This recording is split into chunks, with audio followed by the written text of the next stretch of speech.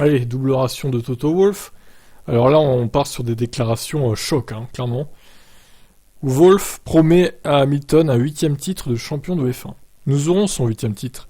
La promesse de Toto Wolff à Lewis Hamilton après un écart de 6 dixièmes de seconde avec Red Bull. C'est pas très bien parti, cette année en tout cas. S'exprimant après les qualifs, Wolff a précisé que nous allons obtenir son 8e titre et qu'Hamilton a encore 4 ans devant lui. 4 ans pour Lewis. Ah bah ok. Donc il va re-signer 3 ans. 2024, 2025, 2026, inclus. Voire peut-être 2027 du coup. À voir. Nous sommes super critiques envers nous-mêmes et ce que nous devons réaliser. Il n'y a pas de voiture sacrée, nous regardons tout. Et est-ce que nous avons bien compris le concept ? Aurions-nous dû réagir plus tôt ? Tout ça. Tout le monde dans l'équipe d'ingénierie pense comme ça. Nous devons juste rassembler nos esprits. Nous allons obtenir son 8e titre. Par rapport à Alonso, il y a encore 4 ans en lui, au minimum. Nous devons y arriver, même si je dois le pousser sur la piste pour gagner le 8e titre.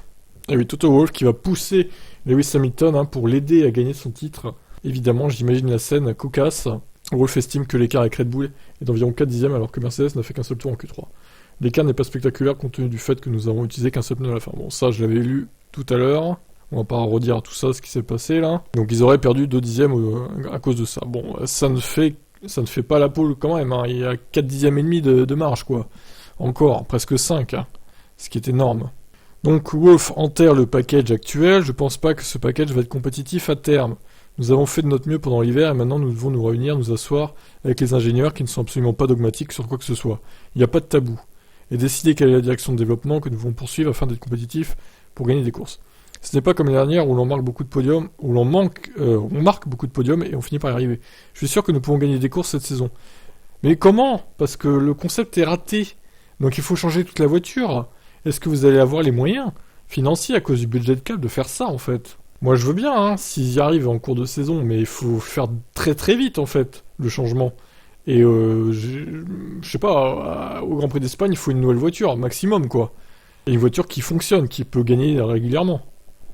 Voire même avant, à bas coût. Ça sera encore mieux, mais bon. En tout cas, les 3 premières courses de la saison, elles sont mortes, c'est clair.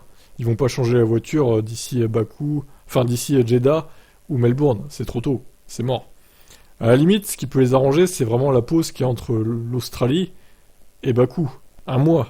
Là, pour produire des pièces et tout, c'est pas mal, c'est vrai.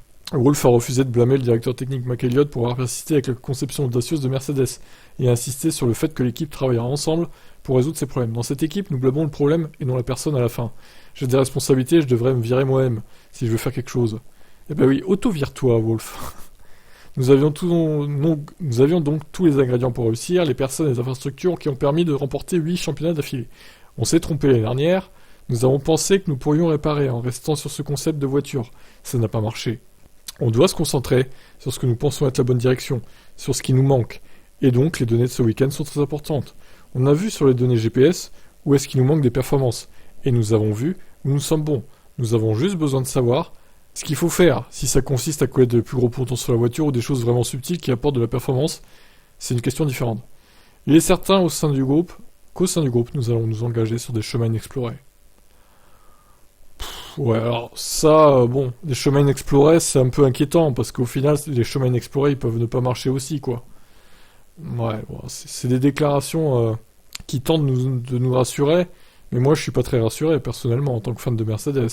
Je sais pas ce que vous en pensez, vous, mais changer la voiture en pleine saison, pour moi, ça va pas marcher. Parce qu'il va falloir réapprendre de la nouvelle voiture, du coup, et ils vont prendre du retard, quoi qu'il arrive. La voiture, il fallait totalement la changer cet hiver, comme Aston Martin a fait, et 90% de la Aston Martin a changé, quand même, c'est énorme. Et c'était la bonne chose à faire, au final. Alors certes, Aston Martin ne sont pas au niveau de Red Bull encore, tout à fait, mais les progrès qu'ils ont fait, c'est spectaculaire quand même par rapport à la saison dernière. C'est ce qu'il fallait faire aussi chez Mercedes, ils ne l'ont pas fait. Et je pense que c'est trop tard pour 2023, du coup. Bon, on verra comment ils se comportent en course quand même, mais tout ça ne me rassure pas des masses pour cette saison. J'aimerais votre avis là-dessus.